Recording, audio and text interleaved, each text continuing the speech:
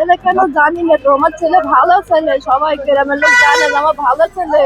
গ্রামের লোক একটা কথা কেউ বলতে পারে না যে আমার ওই ছেলেটা খারাপ। ও 4 মাস কোথায় রয়েছে? ও বাইরে কাজ কাজ কত জোগাড়ে করতে সব এক জায়গায় থাকে, সামনে যখন বসে থাকে চা খায় এবারে ওই একটা ফ্রেশ কেটেছে। ওই কতদিন আমার ছেলে বলতেছে আমিও করিনি গো, আমি ওরম কাজ করিনি গো। ক মাস জেলে আছে ও?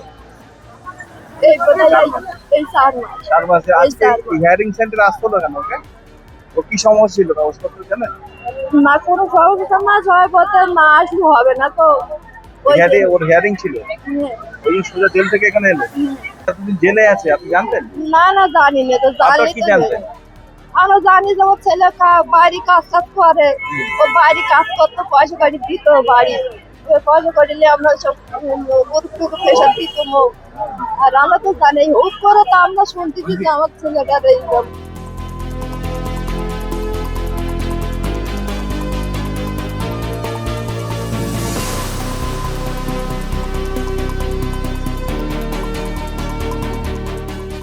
এতদিন আমরা জানি, গ্রামের ছেলে সবাই জানি যে ও বাইরে কাজ করছে, জোগাড়ে কাজ করে। হ্যাঁ, কিন্তু আজকে হঠাৎ হিয়ারিং এসে দেখলাম যে ওর পুলিশে ধরে নিয়ে এসছে। আমরা তো দেখি অবাক যে কেন ধরলো, কি বৃত্তান্ত। তারপর ওর মুখে শুনলাম, বলছে আমাকে মিথ্যে কেসে ফাঁসিয়েছে। ভাই তোমরা একটু আমার হেল্প করো বা আমার বাড়ির লোকে জানাও। আমার এতদিন কোনো যোগাযোগ ছিল না, বলতে পারিনি। আর আমাদের টোটালি কেউ জানে না, কেউ জানে না কি কেসে ফাঁসিয়েছে, গ্রামের লোক কেউ জানে না। ও কোন জেলে আছে এখন? এখন বসিরহাট জেলে আসে, আজকেই শুনতে পারলাম ওর মুখ থেকে। আজকে ও কোথায় এসেছিল? আজকে বেড়াচ্ছে ভাই, হিয়ারিং এ এসেছিল বিডিও অফিসে। কেন হিয়ারিং এ কি?